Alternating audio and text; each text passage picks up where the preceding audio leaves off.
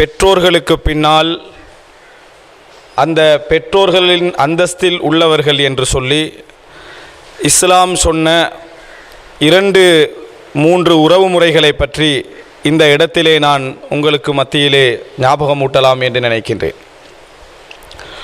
அன்புள்ள சகோதரர்களே, அல்லாஹுவை வணங்க வேண்டும், அவனை மாத்திரம்தான் வணங்க வேண்டும் என்று சொன்னதற்கு பின்னால் குர்ஆன் எங்களுக்கு போதிக்கின்ற மிக முக்கியமான ஒரு போதனை, தாயுடன் தந்தையுடன் உபகாரமான முறையில் நல்லுறவு பேண வேண்டும் என்று சொல்லி குர்ஆன் எங்களுக்கு என்ன செய்கிறது? போதிக்கிறது. இஸ்லாம் பெற்றவர்களுக்கு கொடுத்திருக்கக்கூடிய அந்தஸ்தை நாம் எல்லாம் மிகவும் தெளிவாக புரிந்திருக்கிறோம். அவர்களுக்கு சீ என்று கூட சொல்லிவிடக்கூடாது. அது எவ்வளவு பெரிய பாரதூரமான ஒரு வார்த்தை என்பதையெல்லாம் குர்ஆன் எங்களுக்கு கண்டித்திருப்பதை நாம் தெரிந்திருக்கிறோம். இறந்ததற்கு பின்னால் கூட அவர்கள் மீது நாம் எந்த மரியாதையை செலுத்த வேண்டும், அவர்களுக்கு நன்மை சேர்க்கக்கூடிய செயல்கள் என்னென்ன என்றெல்லாம் இஸ்லாம் எங்களுக்கு சொல்லியிருப்பதை நாம் தெரிந்து வைத்திருக்கிறோம். ஆனால் அந்த உயர்ந்த அந்த அந்தஸ்து, அந்த உயர்ந்த இடம் அவர்களுக்கு மாத்திரமென்று இருந்தாலும் கூட இஸ்லாம் பல இடங்களில் அவர்களுடைய இடத்திற்கு, அவர்களது மரணத்திற்கு பின்னால் அல்லது அவர்களது பொறுப்புகளிலே இடம் வகிக்கக்கூடிய உறவிலும் உரிமையிலும் அந்தஸ்து வகிக்கக்கூடிய சில உறவுகளை குர்ஆன் எங்களுக்கு, சுன்னா எங்களுக்கு சொல்லி காட்டுகிறது. அவைகளை பற்றி நாம் கொஞ்சம் தெரிந்திருக்க வேண்டும். சமூக வளமைகளில் அவைகளை நாம் தெரிந்திருந்தாலும் கூட மார்க்க ரீதியான அந்தஸ்தை இன்னும் நாம் தெரிந்து கொள்ளவில்லை. மார்க்க ரீதியாக இஸ்லாம் அதற்கு கொடுத்திருக்கக்கூடிய அந்த வலிமையை நாம் தெரிந்து கொள்ளவில்லை என்றுதான் சொல்ல வேண்டும். அந்த அடிப்படையில் இந்த ஹுத்துபா எனக்கு இடம் தரக்கூடிய அளவில் ஒரு சில உறவு முறைகளை பற்றி இந்த இடத்திலே நான் ஞாபகப்படுத்தலாம் என்று நினைக்கின்றேன். அன்புள்ள சகோதரர்களே, தாயுடைய அந்த அந்தஸ்து நாம் தெரிந்து வைத்திருக்கிறோம். தாய்மை என்பது குழந்தை வளர்ப்புக்கு தந்தையை விட எந்த அளவுக்கு முக்கியத்துவமானது. கருணையிலும் கனிவிலும் அணைப்பதிலும் அதாவது ஆதரித்து வளர்ப்பதிலும் கருணை காட்டுவதிலும் தந்தையை விட தாயுடைய அந்தஸ்து என்ன? மிகவும் மேலானது. ஆனால் இந்த தாயுடைய அந்தஸ்து எப்பொழுது எங்களுக்கு ஒரு கேள்வியாக மாறுகிறது என்று சொன்னால், ஒரு தாய் இறந்து விட்டால் அதற்கு பின்னால் பராமரிக்கக்கூடிய தந்தையும் இன்னொரு திருமணம் முடித்து குழந்தையை விட்டு சென்று விட்டால், அல்லது அந்த தந்தையும் மரணித்து விட்டால், இந்த குழந்தையை யாரிடத்திலே ஒப்படைப்பது என்கின்ற நேரத்தில் அந்த தாயுடைய பொறுப்பும் அந்த தாயுடைய கருணையும் அந்த தாயுடைய தயவும் எங்களோட சிந்தனைக்கு என்ன செய்யும்? வரும். அந்த அளவில் இந்த உலகத்திலே யார் இருப்பார்கள்? அந்த தாய் போல வளர்ப்பதற்கு இந்த உலகத்திலே யார் இருப்பார்கள் என்கின்ற ஒரு கேள்வி என்ன செய்யும்? நிச்சயமாக எல்லோருடைய உள்ளத்திலும் என்ன செய்யும்? ஏற்படும். இந்த மாதிரி நேரத்தில் மனிதர்கள் அவரவர்களுக்கு ஏற்ப ஒரு முடிவுக்கு வருவார்கள்.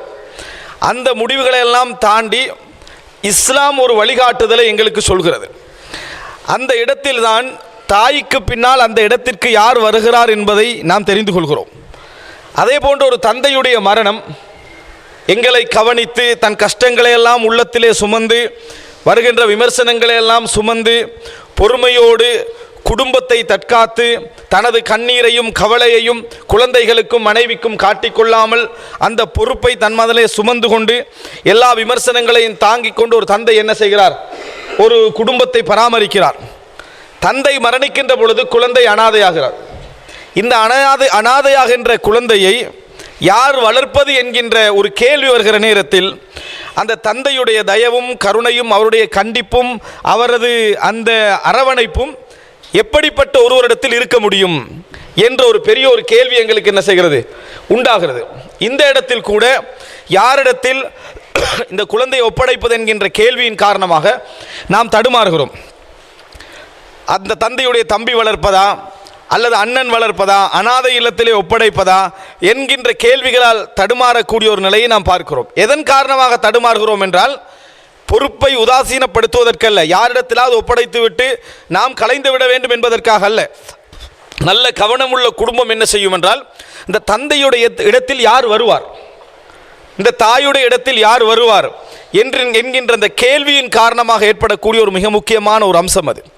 இந்த இடத்திலே அன்புள்ள சகோதரர்களே, நாம் பார்க்கிறோம், இஸ்லாம் எங்களுக்கு ரசூலுல்லாஹி ஸல்லல்லாஹு அலைஹி வஸல்லம் அவர்கள் வழிகாட்டுகிறார்கள்.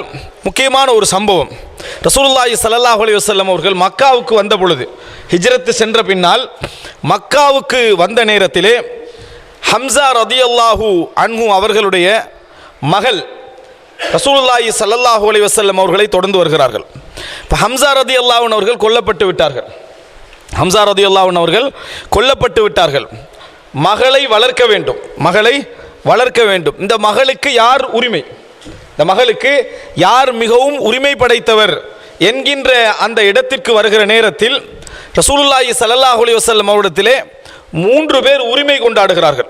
அந்த பிள்ளைக்கு 3 பேர் உரிமை கொண்டாடுகிறார்கள்.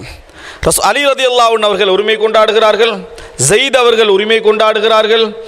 இது போன்று 3 பேர் அந்த இடத்தில் என்ன செய்கிறார்கள், உரிமை கொண்டாடுகிறார்கள். அந்த நேரத்தில் ரசூலுல்லாஹி ஸல்லல்லாஹு அலைஹி வஸல்லம் அவர்கள் சொன்ன பதில் என்ன தெரியுமா?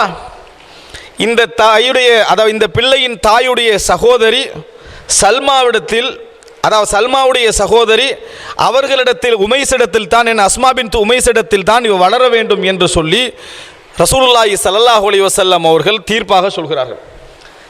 இந்த குழந்தையுடைய தாயுடைய சகோதரி அஸ்மா பின்த் உமைஸிடத்தில் தான் இந்த குழந்தை என்ன ஒப்படைக்கப்பட வேண்டும், தாயுடைய சகோதரியிடத்தில் தான் ஒப்படைக்கப்பட வேண்டும் என்று ரசூல் ஸல்லல்லாஹு அலைஹி வஸல்லம் சொல்லிவிட்டு சொன்னார்கள், அல் ஹாலத்து பிமன்சிலத்தில் சாட்சி பெரியம்மா தாயுடைய அந்தஸ்திலே இருக்கக்கூடியவர்கள் என்று ரசூலுல்லாஹி ஸல்லல்லாஹு அலைஹி வஸல்லம் அவர்கள் சொன்னார்கள் என்ற செய்தியை நாம் சஹீஹ் புகாரி முஸ்லிமிலே என்ன செய்கிறோம், பார்க்கிறோம். அப்போ அந்த இடத்துல ரசூலுல்லாஹி ஸல்லல்லாஹு அலைஹி வஸல்லம் அவர்கள் தாயுடைய இடத்திற்குரியவர்களாக ரசூல் ஸல்லல்லாஹு அலைஹி வஸல்லம் யாரை சொல்கிறார்கள்? அந்த தாயோடு பிறந்த சகோதரியை ரசூலுல்லாஹி ஸல்லல்லாஹு அலைஹி வஸல்லம் அவர்கள் சொல்கிறார்கள். அவங்க அக்காவாக இருக்கலாம், தங்கையாக இருக்கலாம். அந்த தாயோடு பிறந்த சகோதரி தான் அல் ஹாலத்து பிமன்சிலத்தில் அரபிலே ஹாலா என்ற வார்த்தை தாய் வழி சகோதரர்களுக்கும் தாய் வழி சகோதரிகளுக்கும் என்ன செய்வார்கள், சொல்வார்கள். உடன் பிறந்த சகோதர சகோதரிகளுக்கு, தாய் வழியிலே வரக்கூடிய, தந்தை வழியிலே வரக்கூடியவர்களுக்கு என்ற வார்த்தையை, அம்மா என்ற வார்த்தையும் என்ன செய்வார்கள், சொல்லுவார்கள். தந்தை வழி சகோதர சகோதரிகளுக்கு, தாய் வழி சகோதர சகோதரிகளுக்கு ஹால் அல்லது ஹாலா என்று என்ன செய்வார்கள், சொல்லுவார்கள். அப்ப ரசூலுல்லாஹி ஸல்லல்லாஹு அலைஹி வஸல்லம் சொல்கிறார்கள், அல் ஹாலத்து பிமன்சிலத்தில் தாய், அதாவது சாட்சி அல்லது பெரியம்மா தாயுடைய அந்தஸ்திலே என்ன செய்கிறார்கள், இருக்கிறார்கள் என்று சொல்லி ரசூலுல்லாஹி ஸல்லல்லாஹு அலைஹி வஸல்லம் ஒப்படைப்பதை நாம் என்ன செய்கிறோம், பார்க்கிறோம். இப்போ இந்த இடத்துல நாம் புரிந்து கொள்ள வேண்டிய மிக முக்கியமான ஒரு செய்தி என்ன அப்படி என்று சொன்னால், ஹம்சா ரலியல்லாஹு அன்ஹு அவர்களுடைய சகோதரி மதீனாவிலே இருக்கிறார்கள். ஹம்சா ரலியல்லாஹு அன்ஹுடைய சகோதரி மதீனாவிலே இருக்கிறார்கள். யார்? சஃபியா பின்த் அப்துல் முத்தலிப். அப்ப தந்தையுடைய சகோதரி நாம் என்ன சொல்லுவோம், மாமி என்று சொல்லுவோம். தந்தையுடைய சகோதரியை மாமி என்று சொல்லுவோம். அவர்கள் மதீனாவிலே இருக்கிறார்கள். இருந்தும் கூட ரசூலுல்லாஹி ஸல்லல்லாஹு அலைஹி வஸல்லம் அவர்கள் தாயுடைய சகோதரிக்கு என்ன செய்கிறார்கள், அல் ஹாலத்து பிமன்சிலத்தில் தாயுடைய அந்தஸ்திலே, அதாவது தாயுடைய சகோதரி தான் என்ன செய்வார், இருப்பார் என்று ரசூலுல்லாஹி ஸல்லல்லாஹு அலைஹி வஸல்லம் ஒப்படைத்ததை நாம் என்ன செய்கிறோம், பார்க்கிறோம். அன்புள்ள சகோதரர்களே, சொத்து விஷயத்திலே தந்தையுடைய சகோதரியை முற்படுத்தி இருந்தாலும் கூட பராமரிப்பு விஷயத்தில், கவனிப்பு விஷயத்திலே இங்கே தாயுடைய சகோதரியை ரசூலுல்லாஹி ஸல்லல்லாஹு அலைஹி வஸல்லம் அவர்கள் முற்படுத்தியதும் அல்லாமல் இன்னொரு வார்த்தையிலே சொல்கிறார்கள், அல் ஹாலத்து பிமன்சிலத்தில் தாயுடைய அந்தஸ்திலே இருக்கக்கூடியவர் தாயுடைய சகோதரி தான் என்று ரசூலுல்லாஹி ஸல்லல்லாஹு அலைஹி வஸல்லம் சொல்கிறார்கள். உண்மையிலேயே பிராக்டிக்கலாக பார்த்தாலும் கூட நாங்கள் அந்த உணர்வை சமுதாயத்தில் என்ன செய்கிறோம், பார்க்கிறோம். தந்தையுடைய சகோதரியை விட பிள்ளை மீது மிகவும் கவனம் செலுத்தக்கூடிய வாய்ப்பும் அந்த உணர்வும் அதிகமாக யாரிடத்திலே பார்க்கிறோம், தாயுடைய சகோதரிடத்தில் தான் நாம் என்ன செய்கிறோம், நிறைய அவதானிக்கக்கூடியதாக இருக்கிறது. சரி, இதை ரசூலுல்லாஹி ஸல்லல்லாஹு அலைஹி வஸல்லம் சட்ட ரீதியாக மட்டும்தான் சொன்னார்களா என்று நீங்கள் பார்த்தீர்கள் என்று சொன்னால், திர்மிதியிலே ஒரு செய்தியிலே பார்க்கிறோம். இப்னு உமர் ரலியல்லாஹு அன்ஹு அவர்கள் அறிவிக்கிறார்கள், ரசூலுல்லாஹி ஸல்லல்லாஹு அலைஹி வஸல்லம் இடத்தில் ஒரு மனிதர் வருகிறார்.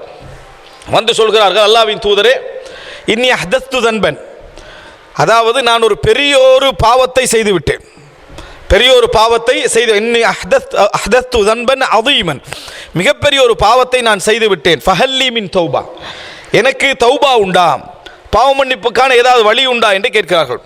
ரசூலுல்லாஹி ஸல்லல்லாஹு அலைஹி வஸல்லம் சொன்னார்கள், அலக உங்களுக்கு தாய் இருக்கிறாரான்னு கேட்டாங்க. தாய் உயிரோடு இருக்கிறார்களா என்று கேட்டார்கள். எதற்காக ரசூல் ஸல்லல்லாஹு அலைஹி வஸல்லம் தாய் உயிரோடு இருக்கிறான்னு கேட்கிறார்கள்? இந்த உலகத்திலே ஏகத்துவத்திற்கு பின்னால், உரிய நேரத்துக்கு தொழுவதற்கு பின்னால் மிக சிறந்த அமலை என்ன? தாய் தந்தைகளுக்கு பெற்றோர்களுக்கு நாம் உபகாரம் செய்து வாழ்வது. அப்போ ரசூல் ஸல்லல்லாஹு அலைஹி வஸல்லம் கேட்கிறார்கள், அலக்க உங்களுக்கு தாய் இருக்கிறாரான்னு சொல்லி. அப்போ அவங்க பதில் சொன்னார்கள், எனக்கு தாய் இல்லை. அப்போ கேட்டார்கள், அலக்க ஹாலா, உங்களுக்கு தாயின் சகோதரி சாட்சி பெரியம்மா இருக்கிறாரான்னு ரசூலுல்லாஹி ஸல்லல்லாஹு அலைஹி வஸல்லம் கேட்டார்கள். அப்போ அவர் சொன்னார், ஆம் என்று சொன்னார்கள். அப்போ ரசூலுல்லாஹி ஸல்லல்லாஹு அலைஹி வஸல்லம் சொன்னார்கள், ஃபபிர்ரஹா, அவர்களோடு உபகாரமான முறையில் நடந்து கொள்ளுங்கள், அதுதான் தௌபாவுக்குரிய வழி என்று சொன்னார்கள். தாயுடைய சகோதரியோடு தாய் இல்லாத நேரத்தில் நீங்கள் உபகாரமாகவும் தாயோடு நடப்பதை போன்றும் என்ன செய்து கொள்ளுங்கள், நடந்து கொள்ளுங்கள், உங்கள் தௌபாவுக்கு அதுதான் வழி என்று ரசூலுல்லாஹி ஸல்லல்லாஹு அலைஹி வஸல்லம் சொன்னார்கள் என்ற செய்தியை நாம் எதிரே பார்க்கிறோம், திர்மிதியிலே பார்க்கிறோம். இப்போ அன்புள்ள சகோதரர்களே, இப்போ அந்தஸ்து ரீதியாக ரசூலுல்லாஹி ஸல்லல்லாஹு அலைஹி வஸல்லம் அவர்கள் தாயுடைய அந்தஸ்திலே அந்த சகோதரியை கொண்டு வந்து வைக்கக்கூடிய ஒரு இடத்தை நாம் என்ன செய்கிறோம், பார்க்கிறோம் என்று சொன்னால், உண்மையிலேயே அல் ஹுனு, அந்த கருணை, அந்த ஈர்ப்பு அந்த தாயுடைய சகோதரிடத்தில் தான் என்ன செய்யும், இருக்கும் என்பதை ரசூலுல்லாஹி ஸல்லல்லாஹு அலைஹி வஸல்லம் இந்த செய்திகள் மூலம் சொல்கிறார்கள். இது மாத்திரமல்ல, ரசூலுல்லாஹி ஸல்லல்லாஹு அலைஹி வஸல்லம் இடத்தில் ஆயிஷா ரலியல்லாஹு அன்ஹா கேட்கிறார்கள், உங்கள் அதாவது எல்லோருக்குமே புனைப்பெயர் இருக்கிறது, எனக்கு ஒரு புனைப்பெயர் என்ன இல்லை, பிள்ளை இல்லையே, பிள்ளை இருந்தால்தான், ஆணாக இருந்தால் அபு அப்துல்லா, பெண்ணாக இருந்தால் உம்மு அப்துல்லா, அபு அப்துல் ரஹ்மான், உம்மி அப்துல் ரஹ்மான் இப்படி சொல்வார்கள். எனக்கு பிள்ளை இல்லை, எனக்கு புனைப்பேர் இல்லை என்று சொல்கிறார்கள். அப்போ ரசூலுல்லாஹி ஸல்லல்லாஹு அலைஹி வஸல்லம் சொன்னார்கள், தகன்னி பி உம்மி அப்துல்லா, தகன்னி பி அப்துல்லா, அப்துல்லாவை கொண்டு உம்மு அப்துல்லான்னு நீங்கள் என்ன செய்யுங்கள், புனைப்பேரை வைத்துக் கொள்ளுங்கள் அப்படின்னு ரசூலுல்லாஹி ஸல்லல்லாஹு அலைஹி வஸல்லம் சொன்னார்கள். சொல்லுகிற நேரத்தில் தகன்னி பிபினிக், உங்களது மகன் அப்துல்லாவை கொண்டு என்ன செய்யுங்க, புனைப்பேர் வைத்துக் கொள்ளுங்க என்று சொன்னார்கள். எப்படி அப்துல்லா மகன் என்று ரசூல் ஸல்லல்லாஹு அலைஹி வஸல்லம் சொன்னார்கள் என்று சொன்னால், ஆயிஷா ரலியல்லாஹு அன்ஹாவுடைய சகோதரி அஸ்மா ரலியல்லாஹு அன்ஹா அவர்களுக்கு அப்துல்லா என்று என்ன செய்தார்கள், ஒரு பிள்ளை இருந்தார்கள். அப்போ ரசூல் ஸல்லல்லாஹு அலைஹி வஸல்லம் உங்கள் மகன் அப்துல்லாவை கொண்டு நீங்கள் புனைப்பேர் உம்மு அப்துல்லான்னு என்ன செய்யுங்க, வைத்துக் கொள்ளுங்கள் என்று ரசூலுல்லாஹி ஸல்லல்லாஹு அலைஹி வஸல்லம் சொன்னார்கள் என்றால், சாட்சியை அந்த இடத்திலே பெரியம்மாவை ரசூலுல்லாஹி ஸல்லல்லாஹு அலைஹி வஸல்லம் அவர்கள் சுட்டி காட்டுவதை நாம் என்ன செய்கிறோம், அந்த இடத்திலே பார்க்கிறோம். இப்போ எனவே இந்த வசனங்களை எல்லாம் பார்க்கிற நேரத்தில் இஸ்லாம் அந்த தாய்க்கு அடுத்த ஒரு ஸ்தானத்தை இவர்களுக்கு வழங்கி இருப்பதை பார்க்கிறோம். அது மாத்திரமல்ல, இவர்களது உறவுமுறை பாதிக்கக்கூடாது என்பதில் இஸ்லாம் மிகப்பெரிய கவனம் செலுத்துகிறது. தற்காலிகமாக திருமணம் செய்ய தடை செய்யப்பட்டவர்கள் ஒரு பட்டியல் எடுத்தோம்னா ஒரு 5-6 பேர்கள் அதில் வருவார்கள். தற்காலிகமாக திருமணம் செய்ய தடை செய்யப்பட்டவர்கள், தற்காலிகமாக திருமணம் செய்ய தடை செய்யப்பட்டவர்களை அல்லாஹ் தஆலா குர்ஆனிலே சொல்கிறான், வான் தஜ்மஉ பைனல் உக்தைன், 2 சகோதரிகளை, ஒன்றுவிட்ட சகோதரிகளை ஒரே நேரத்தில் திருமணம் முடிப்பது ஹராம். ஒரு சகோதரி இறந்த பின்னால் அல்லது விவாகரத்து செய்யப்பட்ட பின்னால் தான் அடுத்த சகோதரியை திருமணம் முடிக்க முடியும், அக்கா தங்கையர். இந்த லிஸ்டிலே ரசூலுல்லாஹி ஸல்லல்லாஹு அலைஹி வஸல்லம் சொல்கிற நேரத்தில் சொன்னார்கள், சஹீஹ் முஸ்லிமிலே பார்க்கிறோம், நஹா அன் துன்கஹல் மர்அத்து அலா அம்மத்திஹா அவு ஹாலத்திஹா, ஒரு பெண்ணை திருமணம் முடித்தால் அதே நேரத்தில் அந்த பெண்ணுடைய சாட்சியை திருமணம் முடிக்கக்கூடாது. ஒரு பெண்ணை திருமணம் முடித்தால் அந்த பெண்ணுடைய மாமியை ஒரே நேரத்தில் என்ன செய்யக்கூடாது, திருமணம் முடிக்க கூடாது என்று ரசூலுல்லாஹி ஸல்லல்லாஹு அலைஹி வஸல்லம் அவர்கள் தடை செய்தார்கள். ஒரு பெண்ணை திருமணம் முடிச்சுக்கிறோம், அவங்களுக்கு ஒரு சாட்சிக்கிறாங்க, அவர்களையும் அதே நேரத்தில் 2ஆம் திருமணமாக முடிப்பதை ரசூலுல்லாஹி ஸல்லல்லாஹு அலைஹி வஸல்லம் அவர்கள் தடை செய்தார்கள். ஒரு பெண்ணை திருமணம் முடித்திருக்கிறோம், அவர்களுடைய மாமியார் இருப்பாங்களே தந்தை வழியில, அவரை அந்த பெண்ணை திருமணம் முடிப்பதை ரசூல் ஸல்லல்லாஹு அலைஹி வஸல்லம் தடை செய்தார்கள். ஒன்றில் இந்த பெண் மரணித்த பின்னால் அவங்களுடைய சாட்சி என்ன செய்யலாம், மாமியை திருமணம் முடிக்கலாம், அல்லது இந்த பெண் விவாகரத்து செய்யப்பட்ட பின்னால் திருமணம் முடிக்கலாம். ஒரே நேரத்தில் ஒரு பெண்ணையும் திருமணம் முடித்து அந்த பெண்ணுடைய தாயின் சகோதரியை ஒரே நேரத்தில் திருமணம் முடிப்பதை ரசூலுல்லாஹி ஸல்லல்லாஹு அலைஹி வஸல்லம் அவர்கள் தடை செய்தார்கள் என்பதை பார்க்கிறோம். இதிலிருந்து நாம் என்ன புரிந்து கொள்கிறோம் என்றால், ஒரு பெண்ணை திருமணம் முடித்த நேரத்தில் அவருடைய தாயை என்ன செய்யக்கூடாது, திருமணம் முடிக்கலுமா, முடிக்கலாது, என்றைக்கும் முடிக்க முடியாது, அதாவது என்றைக்குமே ஹராம். ஒரு பெண்ணை திருமணம் முடித்து விட்டால் அந்த பெண்ணை விவாகரத்து செய்தாலும் சரி, செய்யாது விட்டாலும் சரி, மரணித்தாலும் சரி, மாமியாரை என்றைக்கும் என்ன செய்ய முடியாது, திருமணம் முடிப்பது இஸ்லாத்திலே நிரந்தரமான தடை. என்றைக்குமே என்ன திருமணம் முடிக்க கூடாது. அந்த அந்தஸ்தை இஸ்லாம் முழுமையாக தாய்க்கு அந்த சாட்சிக்கு கொடுக்காது விட்டாலும் ஒரு பெண்ணை திருமணம் முடித்திருக்கிற நிலையில் முடிப்பதை இஸ்லாம் என்ன செய்கிறது, தற்காலிகமாக தடை செய்வதை நாம் பார்க்கிறோம். அப்போ ரசூலுல்லாஹி ஸல்லல்லாஹு அலைஹி வஸல்லம் அவர்கள் இவ்வளவு அந்தஸ்துக்களை அந்த சாட்சி என்ற இடத்திலே வரக்கூடிய அந்த பெரியம்மா, அதாவது பெரியம்மா என்ற இடத்திலே வரக்கூடிய அந்த பெண்ணுக்கு இஸ்லாம் கொடுத்திருப்பதை நாம் பார்க்கிறோம். அன்புள்ள சகோதரர்களே, இதெல்லாம் நாம் மனதுக்குள்ளே எடுத்துக்கொண்டோம் என்றால் அப்படித்தானா நாங்கள் பிராக்டிக்கலாக நடந்து கொள்கிறோம் என்று யோசித்து பாருங்கள். எங்களது வாழ்க்கையில் தாய்க்கு கொடுக்கக்கூடிய அந்த அந்தஸ்தை தான் எங்களது, அதாவது கட்டுப்பாடிலே அப்படி கொடுக்க வேண்டிய அவசியம் இல்லை, சட்டம் இல்லை. தாய் சொல்வதை கேட்பதை போல் சாட்சி சொல்வதையும் கேட்க வேண்டும் என்று மார்க்க ரீதியாக சட்டம் கிடையாது. ஆனால் அந்தஸ்திலும் மரியாதையிலும் நன்மை செய்வதிலும் அவர்கள் உயர்ந்த அந்தஸ்திலே தாயுடைய இடத்திலே என்ன செய்கிறார்கள், இருக்கிறார்கள் என்று இஸ்லாம் எங்களுக்கு சொல்கிறது. உண்மையிலே எங்களது உறவு முறைகளில் நாம் அப்படித்தானா நடந்து கொள்கிறோம் என்று யோசித்து பாருங்கள். உண்மையில் சில பொழுதுகளில் தாயிடத்திலேயே தாயின் சகோதரியை மிக கேவலமான முறையில் பேசுகின்ற எத்தனையோ பிள்ளைகள் என்ன செய்கிறார்கள், இருக்கிறார்கள்.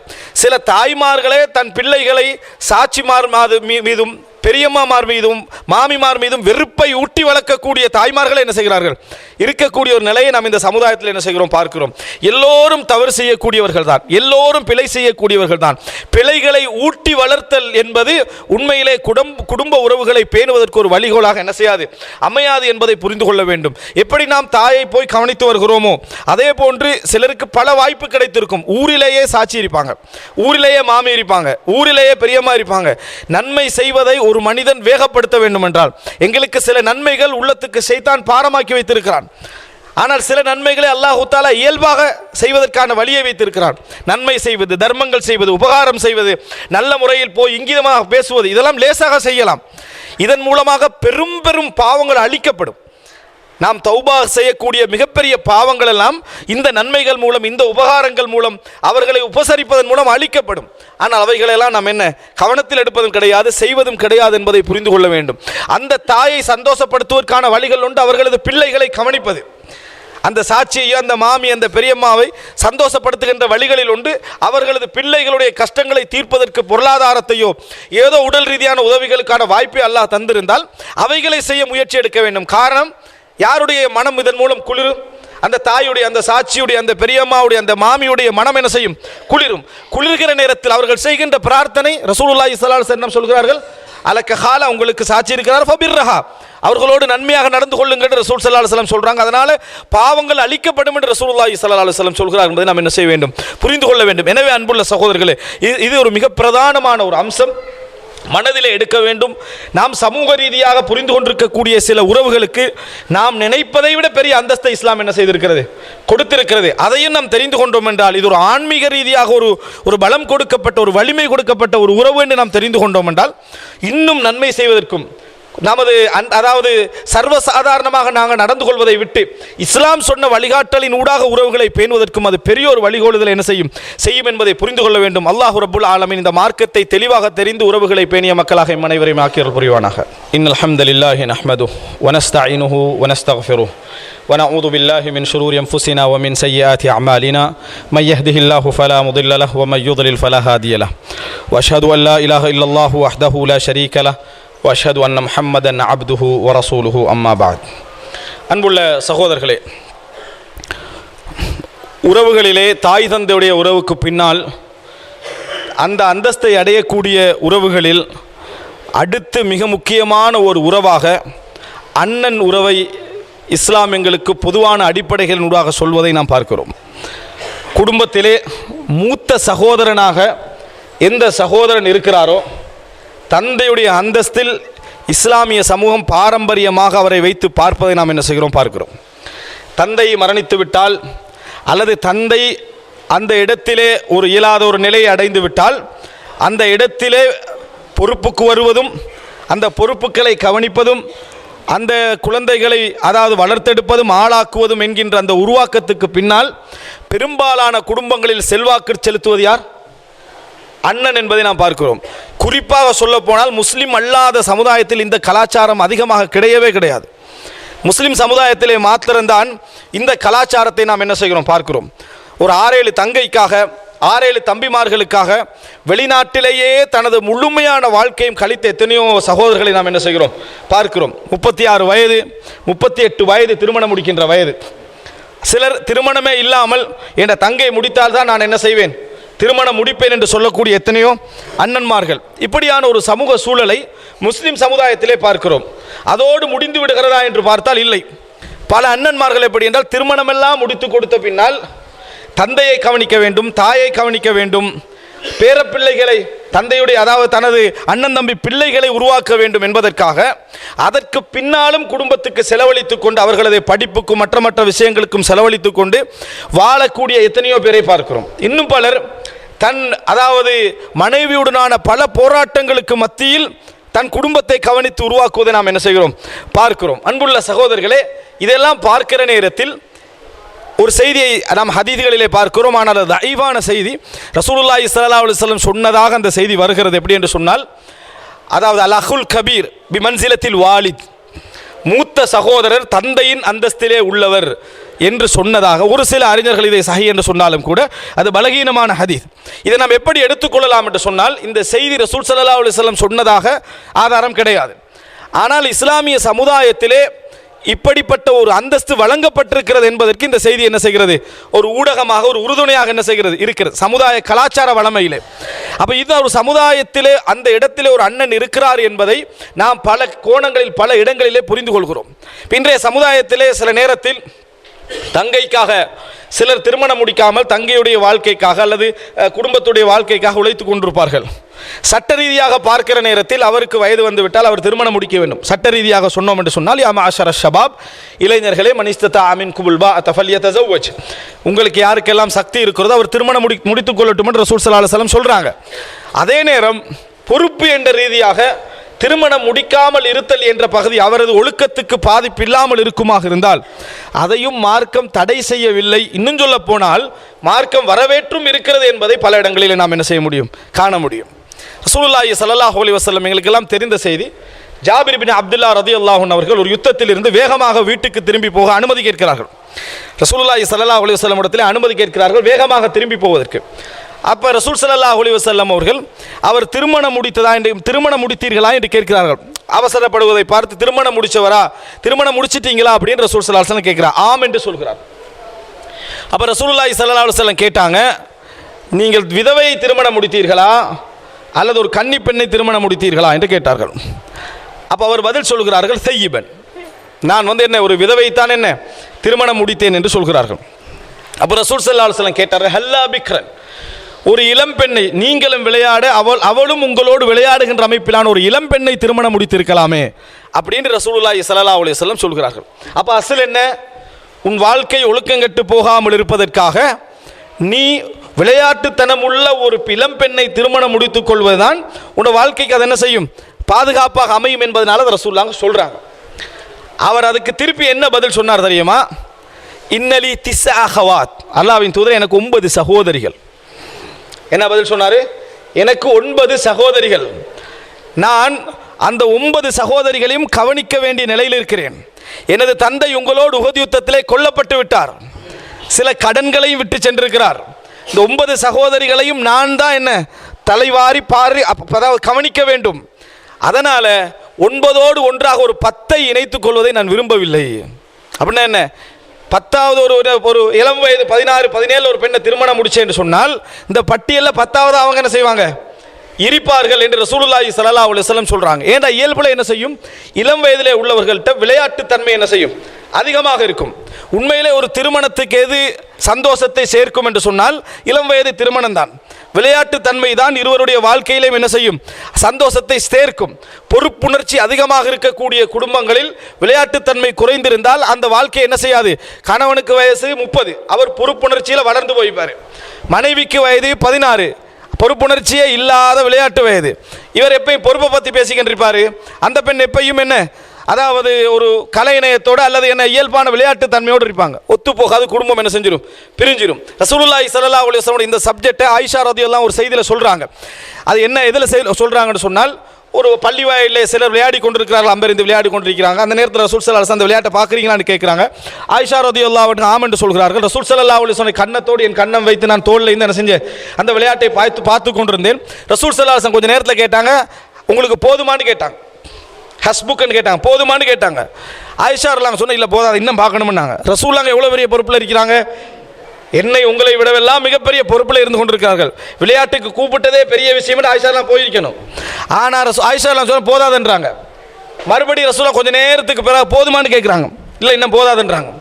3வது முறை என்ன செய்கிறாங்க, கொஞ்சம் நேரத்துக்கு பிறகு கேட்குறாங்க, அப்போ தான் போதும்னு சொல்கிறாங்க. சொல்லிட்டு ஆயிஷா ரலியல்லாஹு என்ன சொன்னாங்க தெரியுமா, எனக்கு அந்த விளையாட்டை பார்க்குற இன்ட்ரெஸ்டே இருக்கல.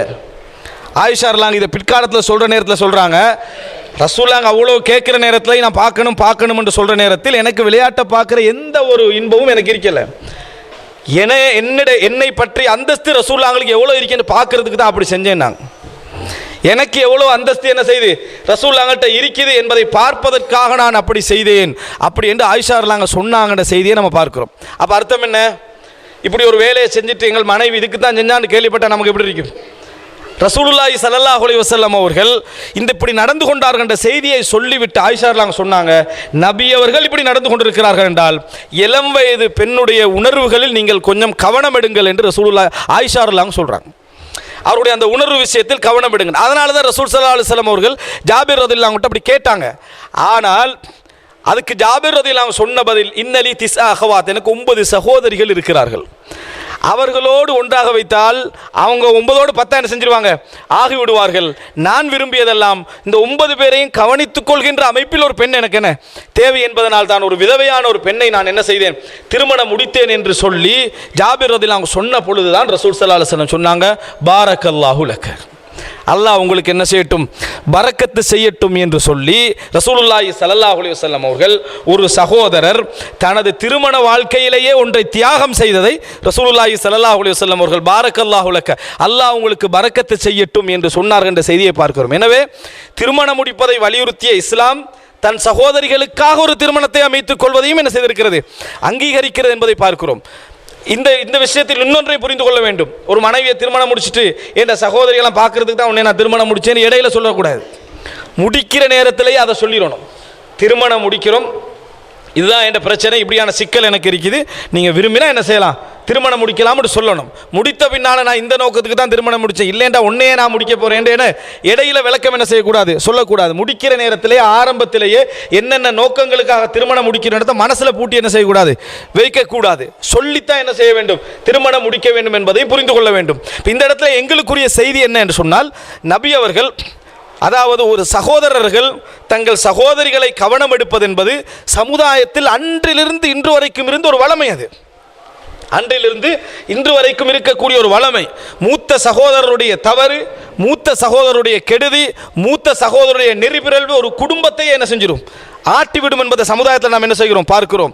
மூத்த சகோதரர், அதுக்கு அடுத்த சகோதரர், இந்த மாதிரி 2-3 சகோதரர்கள் வழி தவறுவது, தவறிப்போவது ஒரு குடும்பத்துடைய நிலையை ஆட்டிவிடும் என்பதை புரிந்து கொள்ள வேண்டும்.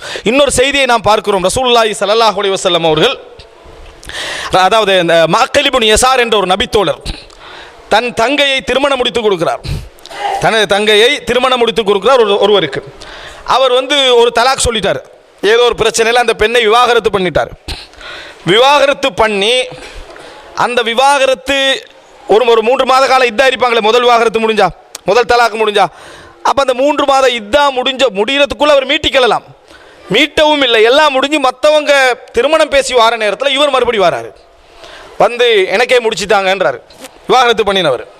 இப்போ இஸ்லாமிய அடிப்படையில் சட்ட ரீதியாக நம்ம யோசிச்சோம்னா என்ன சொல்லலாம், விவாகரத்து பண்ணுறது இஸ்லாத்தில் அனுமதி, திருமணம் பேசுவதும் இஸ்லாத்தில் என்ன அனுமதி, முடிச்சு கொடுக்கிறது அவருடைய விருப்பத்தில் உள்ளது, இப்படி தானே சொல்லணும். ஆனால் அந்த இடத்தில் மஅக்கில் இப்னு யஸார் என்ன சொன்னார் தெரியுமா, எத்தனையோ பேர் திருமணம் பேசியும் அவர்களுக்கு முடித்து கொடுக்காமல் என் சகோதரருடைய மகன் என்பதற்காக உனக்கு என்ன செஞ்சேன், நான் முடிச்சு தந்தேன். அந்த பெண்ணை முடிச்சு தந்த பின் அவரோடு வாழ்ந்து விட்டு தலாக்கும் விட்டுட்டு இதாவும் முடியும் வரைக்கும் இருந்துட்டு மற்றவர்களெல்லாம் திருமணம் பேசுகிற டைமில் திருமணம் பேசுகிற உனக்கு ஒரு நாள் நான் திருமணம் முடிச்சு தர மாட்டேன்றார். உனக்கு ஒரு நாளும் அந்த பெண்ணை திருமணம் முடித்து தரமாட்டேன் என்று சொன்னார். இந்த ரோசத்தை இஸ்லாம் எங்களுக்கு தடை செய்யலை.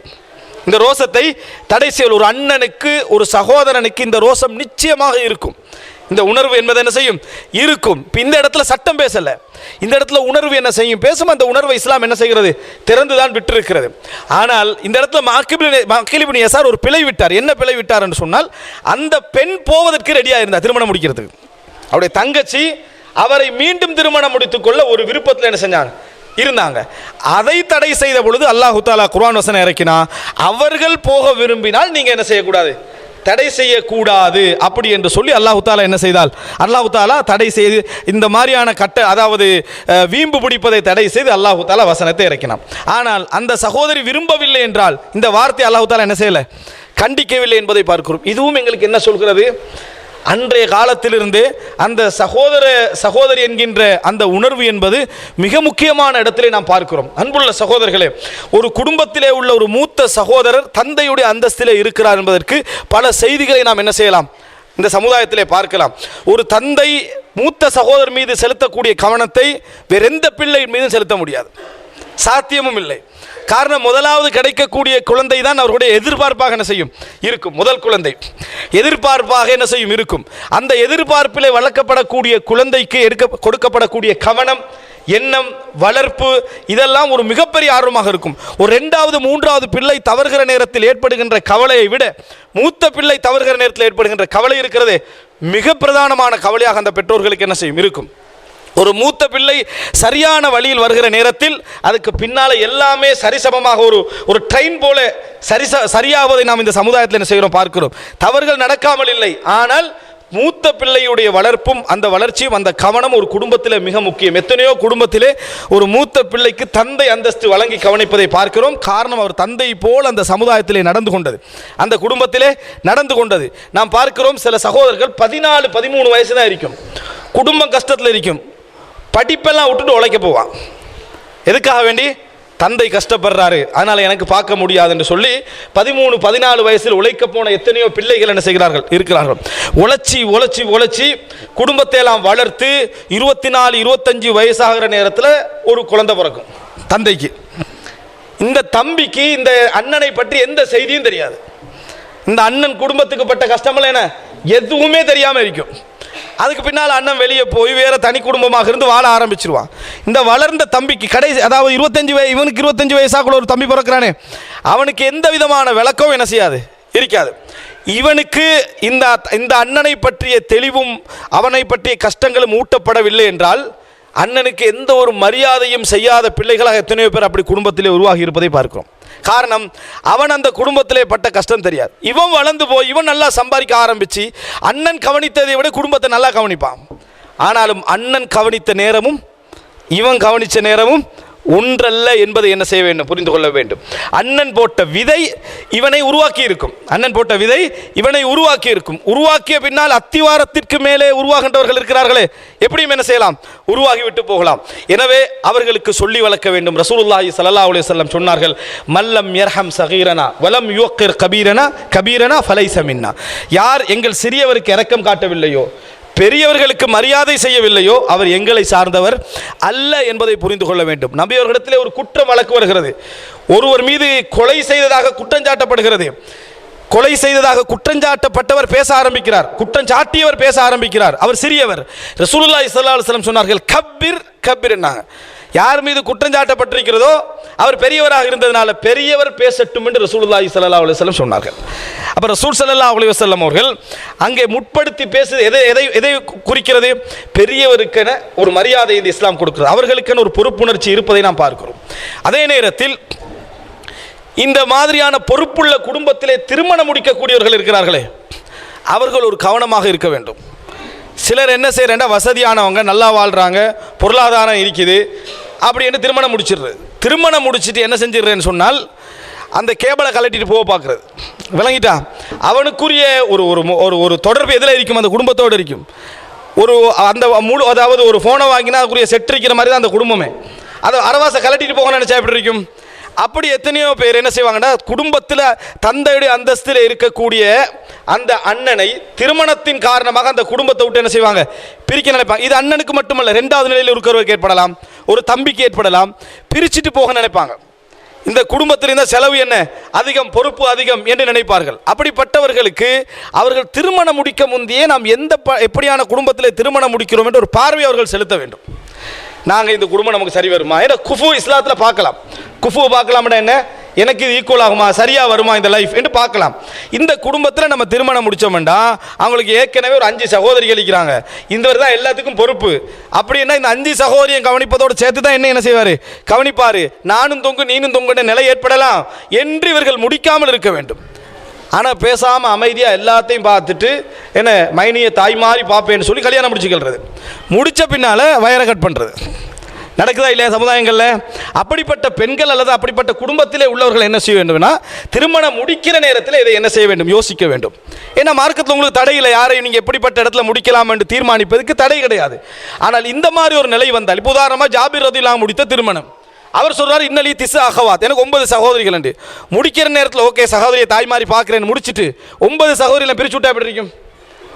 அது மார்க்க ரீதியாக என்ன சரியான இடம் அல்ல. அப்போ ரசூல் ஸல்லல்லாஹு அலைஹி வஸல்லம் பாரக்கல்லாஹு லக்க என்ற ஒரு சகோதரத்துவத்தில் சொல்கிறத நம்ம பார்க்கிற நேரத்தில், முடிக்கிற நேரத்துக்கு பின்னால் இந்த மாதிரி ஒரு வாழ்க்கையை முடித்த பின்னால் இப்படி ஒரு வாழ்க்கையை அமைந்தால் அந்த பெண்கள் பொறுமை காக்க வேண்டும். தனது உரிமை பறிக்கப்படாத வரைக்கும் தனக்குரிய கடமைகள் நடக்கிறது, தனக்குரிய உரிமைகள் தரப்படுகின்றன, இந்த மாதிரியெல்லாம் நடந்துட்டு சொன்னால் அவங்க பொறுமை காக்கணும். இன்னும் சொல்ல போனால் அவர்கள் ஆர்வம் ஊட்ட வேண்டும். நிச்சயமாக குடும்பங்களை சேர்ந்து நடப்பதற்கு யார் ஆர்வம் ஊட்டினாலும் அவருக்கு கிடைக்கக்கூடிய நன்மை போன்ற ஒரு நன்மை வேறு யாருக்கும் ஏகத்துவத்துக்கு பின்னால் கிடைக்க வாய்ப்பில்லை. ரசூலுல்லாஹி ஸல்லல்லாஹு அலைஹி வஸல்லம் சொல்கிறார், அல்லாஹு தஆலா சிலத்துர் ரஹீம், இரத்த உறவுகளை சேர்ந்து நடக்கின்ற அந்த உணர்வை அல்லாஹ் படைத்த பின்னால் அதுக்கு ஒரு வடிவம் அல்லாஹ் வச்சிருப்பானே, அந்த இரத்த பந்தங்களை சேர்ந்து நடக்கின்ற அந்த உணர்வு எழும்பி நின்றது இறைவனுக்கு முன்னால. எனக்கு என்ன உரிமை என்று இறைவனிடத்தில் கேட்டது. அதுக்கு அல்லாஹு தஆலா சொன்னான், உனக்கு போதாதா? உன்னை யாரெல்லாம் சேர்ந்து நடக்கிறார்களோ அவர்களை நான் சேர்ந்து நடப்பேன், உன்னை யாரெல்லாம் துண்டித்து நடக்கிறார்களோ அவர்களை நான் துண்டித்து நடப்பேன், இது உனக்கு போதாதா என்று அல்லாஹு தஆலா கேட்டான் என ரசூலுல்லாஹி ஸல்லல்லாஹு அலைஹி வஸல்லம் அவர்கள் சொல்லக்கூடிய செய்தியை நாம் என்ன செய்கிறோம் பார்க்கிறோம். எனவே சகோதரர்களே, இந்த மாதிரி இடங்களில் திருமண பந்தங்கள் நடந்துவிட்டால் அவர்கள் பொறுமை காப்பதோடு அந்த இரத்த உறவுகளை சேர்ந்து நடப்பதற்கான ஆர்வம் ஊட்டுவது அவர்களது வாழ்க்கை இன்னும் ஒளியாக்கும் என்பதை புரிந்து கொள்ள வேண்டும். தங்களது உரிமை பறிக்கப்படாத வரையில், அப்படி உரிமை பறிக்கப்படுகிறது என்றால் அதை என்ன செய்யலாம், கேட்கலாம். மற்றபடி பொருளாதாரம் அதிகமாக பகிரப்பட என்கின்ற தவறான உணர்வு என்ன செய்யக்கூடாது, ஏற்படக்கூடாது. இறுதியாக அன்புள்ள சகோதரர்களே, இந்த குடும்பத்திலே தந்தைக்கு பின்னால் இந்த மாதிரியான பொறுப்புக்கு வரக்கூடிய சகோதரர்கள் செய்யக்கூடிய ஒரு மிகப்பெரிய தவறு இஸ்திஃப்சாஸ். சின்ன வயதிலே தங்கள் இளமை இழந்து, பொருளாதாரத்தை இழந்து, வயதை இழந்து குடும்பத்துக்காக உழைப்பார்கள்.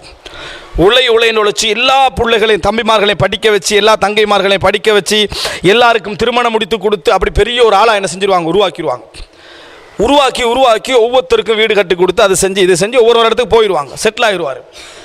ஆனால் இவர் அந்த மககேதர் என்று சொல்கிற பெரிய வீட்டில் தான் உட்காந்துருப்பார். யார்? மூத்த அண்ணன். எல்லாம் முடிஞ்சு எல்லாரும் செட்டில் ஆகிட்டாங்கன்னு விளங்கின பிறகு இவருக்கு ஒரு ஷைத்தானியத்து வரும். இது சில குடும்பங்களில் நடக்குது. என்ன? மெயினான சொத்தை கவர் பண்ணிடணும். மனைவியின் மூலம் கூட இது ஏற்படலாம், அவராலும் ஏற்படலாம், மனைவியின் மூலம் கூட என்ன செய்ய ஏற்படலாம். அல்லது குழந்தைகள் நிறைஞ்சிட்டு போனதுனால குழந்தைகளை வளர்க்கணும், என்ன செய்யறது, எல்லாரும் நான் செட்டில் பண்ணிட்டேன், எனவே வாப்பட சொத்து எனக்கு தான், அல்லது வாப்பட சொத்துல முக்காவாசி என்ன எனக்கு தான், அல்லது இந்த பெரிய வீடு என்ன எனக்கு தான் என்று உரிமை கோரி அவ்வளவு காலம் செஞ்ச எல்லா நன்மையும் குழி தோண்டி புதைக்கிறத நம்ம என்ன செய்கிறோம், பார்க்குறோம். அவ்வளோ சொத்து ரீதியாக உனக்கு எவ்வளோ வரணும்? ஒரு பெண்ணுக்கு கிடைப்பதில் 2 மடங்கு உனக்கு வரணும். ஒரு சகோதரன், அது உன் தம்பிக்கு அப்படித்தான் வரும், தம்பியோட தம்பிக்கு அப்படித்தான் வரும். நீ பிறந்து 25 வயதாகிற நேரத்தில் இருந்த கை குழந்தையான தம்பிக்கு என்ன செய்யும், அதான் வரும். இதை மட்டும்தான் நீ என்ன செய்யலாம், கேட்கலாம். ஆனால் சிலரை நாம் பார்க்குறோம், அப்படியே சொத்தை பிடிச்சி வச்சுருவாங்க. வச்சுட்டு எந்த தம்பிமாரும் எப்படி நாங்கள் நானாட்ட கேட்குறது, அவர் தான் எங்களை வளர்த்தது, நான் எப்படி நானாட்ட போய் இதை கேட்கறது என்று அமைதியாக போயிடுறாங்க. இது நிச்சயமாக நீங்கள் செஞ்ச எல்லா மஅரூஃப்களையும் எல்லா நலவுகளையும் குழி தோண்டி புதைக்கிறதுக்கு சமம். உங்களுக்கு உங்கள் சொத்தை தவிர வேறு உங்களுக்கு கிடைக்க வேண்டிய சொத்தை தவிர நீங்கள் உண்மையிலே சிறந்த அண்ணனாக இருந்தால் உங்களோட சொத்தை விட்டுட்டு வெளியே போகிறது தான் நீங்கள் மிகவும் சிறந்தவர்களுக்கு அடையாளம். இது கூட என் தம்பிக்கு தாண்டி விட்டுட்டு போகிறது தான் உங்களிடத்தில் இருக்கக்கூடிய ஹுனு, அந்த ரஹ்மத்துக்கான பெரிய ஒரு ஆதாரம். ஆனால் இருக்கிற சொத்தை நீங்கள் எடுத்துகிட்டு போகிறது, இதுக்குத்தான் நீங்கள் 25-30 வருஷம் பிள்ளைகளை கவனிச்சிங்கன்னா எல்லாரும் கவனிப்பான். இப்படி பிற்காலத்தில் ஒரு பெரிய 2 ஏக்கர் எனக்கு வர வேண்டியிருக்கின்றதை தெரிஞ்சால் எல்லாரும் என்ன செய்வாங்க, கவனிப்பாங்க. அப்படி எனவே கவனிக்கிற நேரத்தில் எதிர்காலத்தில் இந்த நன்மைகளை என்ன யுஹ்ரிபூன புயூத்தஹும் பிஐதீஹிம் என்ற மாதிரி தண்ட கையாலே தான் கட்டின வீடுகளை அழித்துக் கொள்வதை போல தன்னை நன்மைகளை என்ன செஞ்சிடக்கூடாது, அழித்து விடக்கூடாது. ஆனால் சகோதரர்களாக சேர்ந்து இவன் பட்ட கஷ்டத்துக்கு எங்களோட சொத்துல ஒரு பங்கு நாங்கள் என்ன செய்கிறோம், கொடுக்கிறோம் என்று அவர்கள் தருகிற நேரத்தில் நீங்கள் அதை வாங்கிக் கொள்வதில் மார்க்கத்தில் எந்த தவறும் கிடையாது. ஆனால் நீங்களாக திட்டம் போடுவதோ அல்லது தவறான மனைவிமார்கள் அமைந்து அவர்களது திட்டத்திற்குள் நீங்கள் அகப்படுவதோ நீங்கள் செய்த எல்லா நன்மையும் என்ன செய்துவிடும், பாழாக்கிவிடும் என்பதை புரிந்து கொள்ள வேண்டும். இந்த இடத்தில் தான் தந்தைக்கும் தாய்க்கும் அதை அவர்கள் பெற்ற பிள்ளைக்கும் டிஃபரெண்ட் வருது. சொத்தை விட்டு வெளியேற்றினா ஒரு தாய் தந்தை என்ன செய்கிறாங்க, சொத்தை எழுதுகிற டைமில் நான் எங்கேயாவது நானா தம்பியோட பிள்ளைகளோட வீட்டில் இருந்துக்கிறேன் டோட்டல் சொத்தை எழுதிடுறாங்க. முழு சொத்தை யாருக்கு எழுதிடுறாங்க, பிள்ளைகளுக்கு எழுதிடுறா எங்கேயாவது இருந்து கொள்றேன்னு சொல்லி. இறுதி காலத்தில் அவர்களை பெற்றோர்கள் முதியோர் விடுதிக்கு அனுப்பிடுறாங்க. அப்பையும் போயிடுறாங்க, பிள்ளைகள் சந்தோஷமாக இருக்கட்டும். தாய்க்கும் தந்தைக்கும் தாயுடைய அந்தஸ்துக்கு வரக்கூடிய மகனுக்கும் இடையில இதான் என்ன வித்தியாசம் என்பதை புரிந்து கொள்ள வேண்டும். இப்படி சில குடும்பங்களிலே நடந்து அண்ணன் செஞ்ச எல்லா மரியாதையும் போயிடும். பிள்ளையை அவர் உருவாக்கியிருப்பார், தம்பியை ஒரு இன்ஜினியராக ஒரு டாக்டராக உருவாக்கியிருப்பார். நான் தான் உருவாக்கினேன், இன்றைக்கு என்னையே கணக்கெடுக்கிறான் இல்லை என்று அவனுக்கு செய்த எல்லா அருளையும் ஒரு கேவலமான முறையில் வெளியே சொல்லி காட்டக்கூடிய கெட்ட குணங்களை நாம் என்ன செய்கிறோம், பார்க்கிறோம். நீ உருவாக்குறன்ற சிறப்பே கிடையாது, சமூக ரீதியான ஒரு கடமை, அது சமூக ரீதியான ஒரு கடமை என்கின்ற உணர்வுக்கு வர வேண்டும். வாப்பா ஒரு பிள்ளை உருவாக்கி நான் தான் இந்த பிள்ளைக்கு சோறு கொடுத்தேன்னு சொன்னால் எப்படி வெட்கமோ அது போன்ற ஒரு வெட்கம் தான் ஒரு அண்ணன் ஒரு தம்பிமார்களையும் தங்கைமார்களையும் உருவாக்கிவிட்டு நான் தான் இவர்களை வளர்த்தேன் என்று பெருமை பேசுவது அதே போன்ற ஒரு வெட்கம் என்பதையும் என்ன செய்ய வேண்டும், உணர வேண்டும். எனவே அன்புள்ள சகோதரர்களே, இஸ்லாம் மிகப்பெரிய அந்தஸ்தை அவர்களுக்கு கொடுக்கிறது. எந்த அளவுக்கு என்றால், ஒருவர் மரணிக்கிறார் அல்லது ஒரு பெண் மரணிக்கிறார், அவர்களுக்கு அந்த மரணித்தவருக்கு தந்தையும் இல்லை பிள்ளையும் இல்லை என்று சொன்னால், அவர்களுக்கு ஒரு சகோதரர் இருந்தால், அந்த மௌத்தாயினவருக்கு ஒரு சகோதரர் இருந்தால் டோட்டல் சொத்தும் அந்த சகோதரருக்கு தான் போகும். இந்த அந்தஸ்து இஸ்லாம். தந்தையும் இல்லை மௌத்தாயினவருக்கு பிள்ளையும் இல்லை என்றால் டோட்டல் சொத்தும் யாருக்கு போகுது, அந்த சகோதரருக்கு தான் போகுது என்று பார்க்கிறோம்.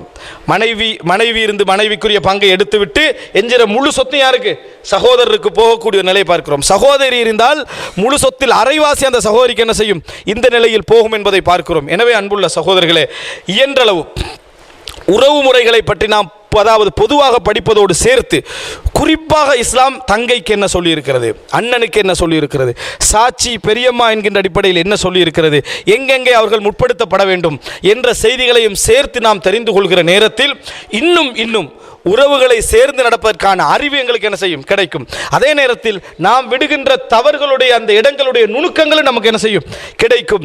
அல்லாஹ்விடத்திலே மிகப்பெரிய அந்தஸ்தை அடையக்கூடிய வழிகளும் அமல்களும் எங்களுக்கு கிடைக்கும். அப்படிப்பட்ட நல்ல சூழலையும் எண்ணங்களையும் வாய்ப்பையும் அல்லாஹு தஆலா அனைவருக்கும் தந்தருள் பாலிப்பானாக. ஹாதா மா இந்தி வல் இல்மு இந்தல்லாஹ் வ அகூலு கௌலி ஹாதா வ அஸ்தக்ஃபிருல்லாஹ் லி வ